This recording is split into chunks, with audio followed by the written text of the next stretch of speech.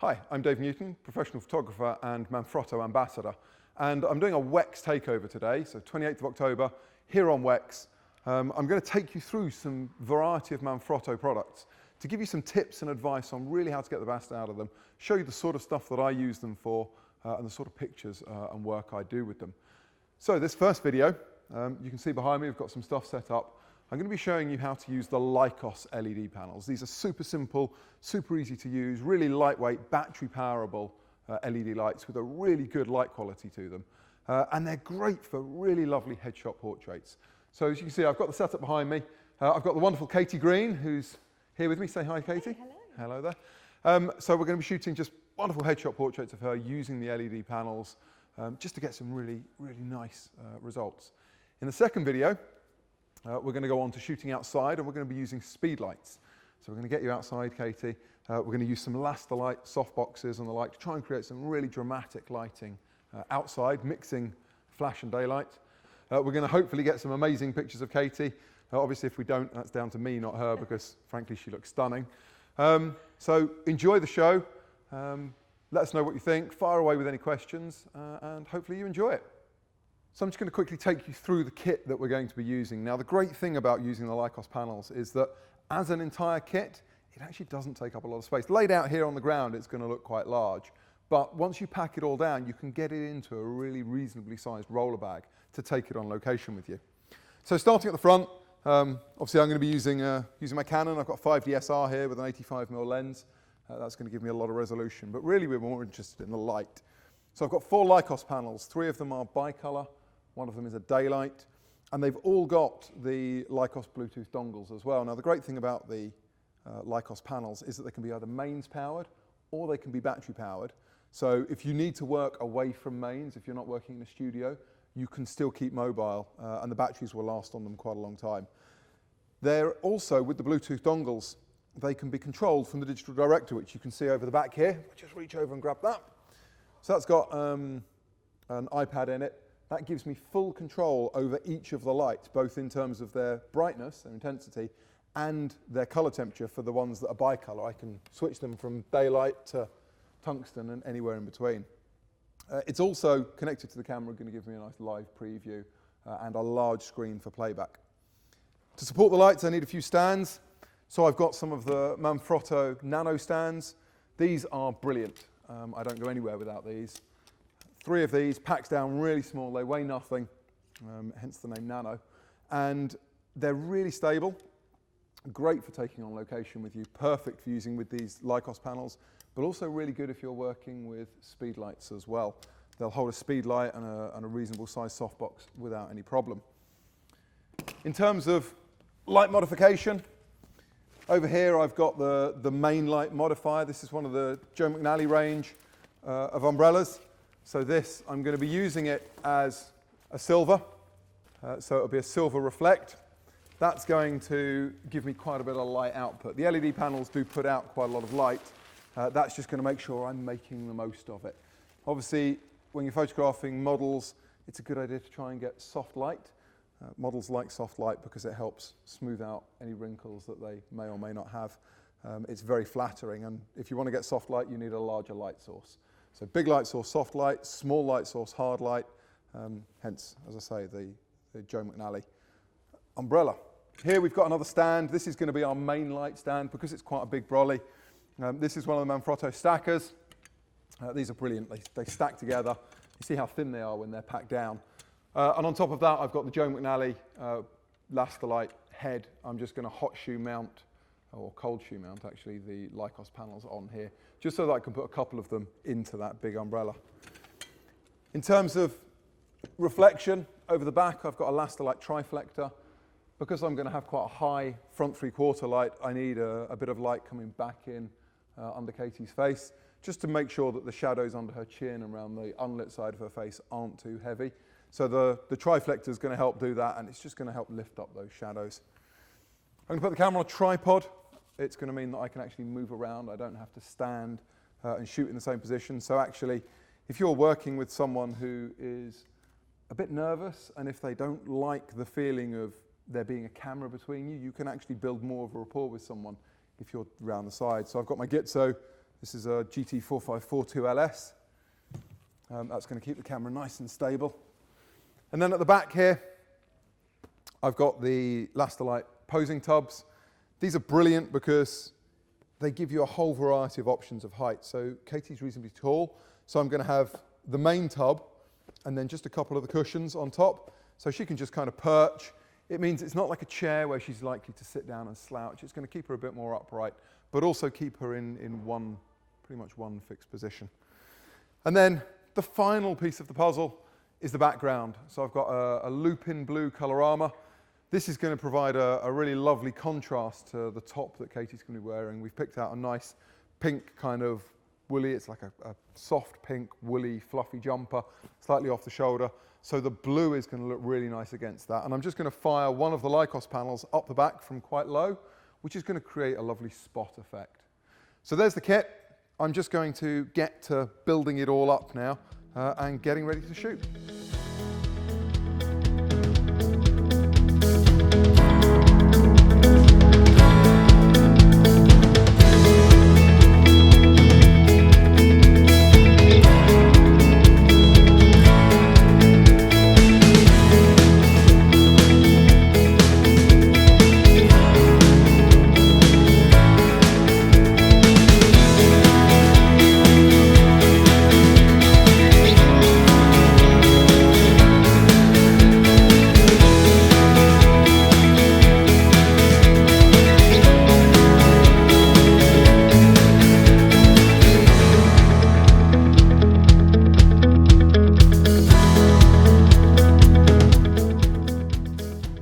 Okay, so we've got Katie in now, we've built the setup. You saw that being built. And what we've got is two Lykos panels here firing into the big brolly. This is our key light, our main light. We've got the triflector underneath, which is just going to help lift the shadows, as I said before, just under Katie's chin and around this side of her face. We've got a hair light at the back here. So this is one of the daylight Lykos, just up high. It's going to provide just a little bit of a cut just down her shoulder here and just help lift up the hair behind. And finally, down the back here, we've got one more panel set low on the nano stand. That's just going to provide our nice blue background, bit of light on the background for some interest. Now they're all currently turned off, but I can control them all from the digital director. So this is group one. I've got the pair of them set to be together as one. So I just slide the slider up and instantly we have our main light. If I wanted to change the temperature, I can change it from daylight to tungsten if I wanted to make Katie look like she had a bit more of a tan. But we're going to go with daylight for now because it's really nice on her skin tone. I'm just going to turn the rest of them on. So I've got this shoulder light here. You can see as I start turning this up, it's just providing that line just off her left shoulder and in the back of the hair, kind of like a hair light. So I'm just going to set that somewhere around about 30–40%. And then lastly, I've got the background light, and I'm just going to drag that up just to provide that nice gradation in the background. So somewhere around 60 or 70%. And there we go, we're pretty much good to shoot. So, right then, Katie, let's favour yourself towards the light, as I said. That's it, lovely. And off we go. Now we're looking for really natural headshots, but instead of just going for that's beautiful. Instead of just going for a standard headshot, by creating this interesting lighting setup, they're a bit more, a bit less corporate and maybe just a little bit more editorial, which if you've got some corporate clients, this is just going to provide them a slightly different, slightly better looking result that maybe they weren't quite expecting. Okay, so there's a couple there. I'm just going to take this, I'm just looking back on the image here, and I notice I've got a little bit too much light, a little bit specular highlight just off the left shoulder. So I'm just going to pull that light down a fraction. We'll just take it down a little bit, just to help clear that highlight out. There we go. Now, one of the great things about working with LED is A, you've got cold lights. So the model isn't going to sit here and get cooked under hot lights. They're also, unlike flash, you know, with flash, some people will blink a lot. You get people that are really susceptible to flashlight. They see the pre-flash of the metering and they instantly shut their eyes. With constant lights, you don't get that. People aren't being forced to blink all the time, so you're less likely to get half your shots with people with their eyes closed. And the other thing with constant lights is you can see what it's going to look like before you take the picture. If you really understand flash, you'll kind of know what it's going to look like, but this way, it's there in front of you. I can see right now, in live view or on the digital director, that instantly, this is going to look like a beautiful shot right there, because the light is exactly set as I want it to be.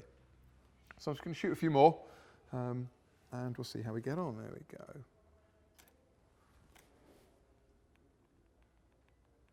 That's it. Lovely. Really nice.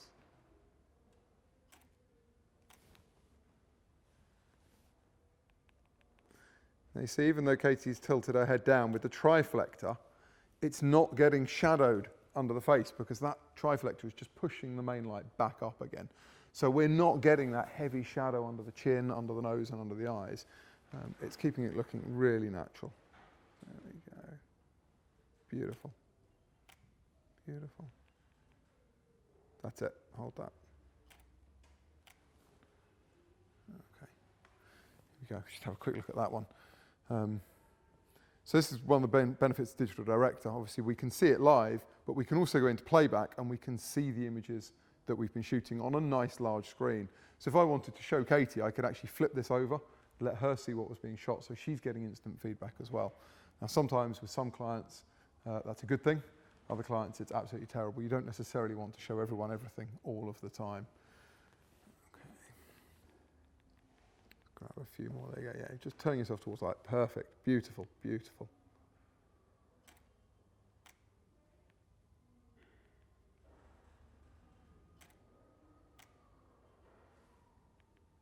That's it.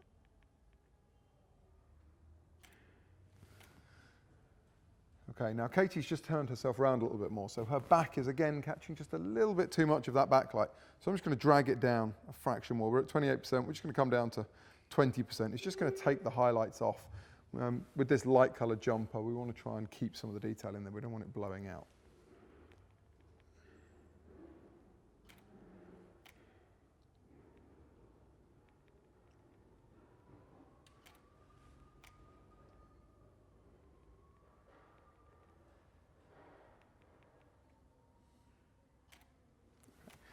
Now, working on a tripod can be really useful. As I said before, if you've got someone who's uncomfortable in front of the camera, it can be really hard to get them to relax. So if you're on a tripod, you can put a cable release in, or you can trigger off the digital director.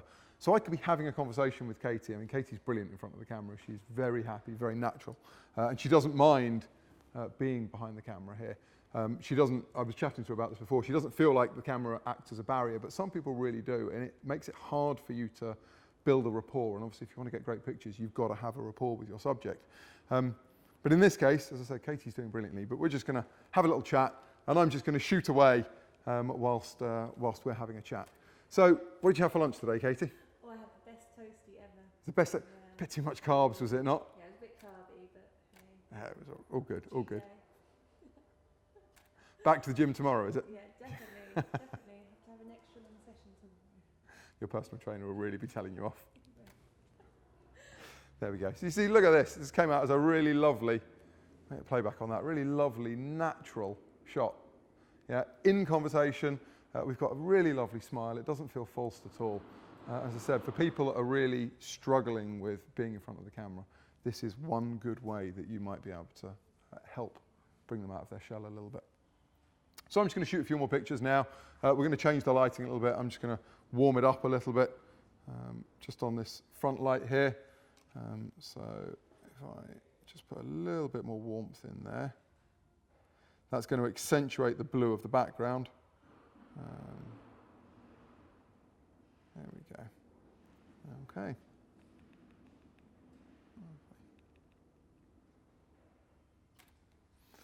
And actually, just to make that blue a little bit stronger again, I'm now going to switch my white balance to tungsten. And now you see, if I bring these lights fully down to tungsten here, we still get lovely natural light on Katie. I'm just going to change the back one as well on the hair light.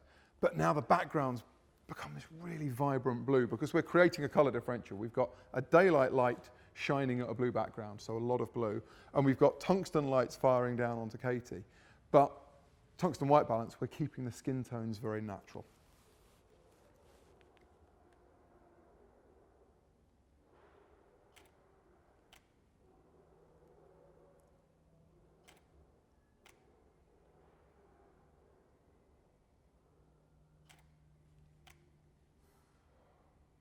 That's it, hold that. Beautiful.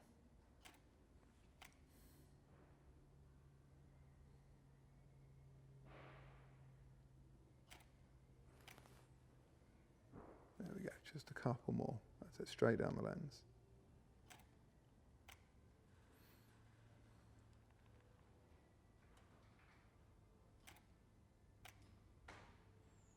Okay, now just favour yourself off to this light again. That's it. Lovely, and just kind of up into the light.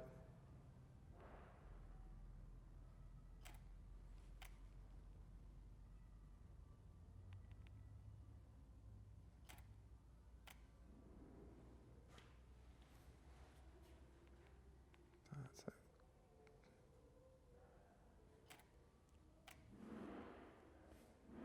And there we go. A wonderful sequence, very easily done, of Katie. Beautiful, natural portraits, really flattering lighting for her, and it's really easy to achieve with these Lykos panels. You can see we can set them up quickly, we can change their colour temperature, we can change their power. They don't take up much space, they're battery powered. We could take this out of the studio, go out on location, and obviously being constant light as well, they're great for video. So anyone that's interested in shooting video and stills, if you're mixing between the two, these act as brilliant interview video lights as well. As I say, you can battery power them, a couple of nano stands, off you go. You can shoot really nicely lit, super simple interview setups. 3 lights and pretty much you're away. And whether you're daylight or tungsten or somewhere in between, the bicolor options make it really easy. And the one other good thing about these is, you buy some LED panels and the light quality is not brilliant. So LED panels are measured in terms of their CRI. It's the quality of their light, the spectrum, if you like, of colours that they have within the light. And these are a very high CRI, these are 95 plus CRI. So they've got a very full spectrum LED, which means that you get very natural colours right the way throughout the range. It's one of the best things about them and why I never really travel anywhere without having at least a couple of them in my bag.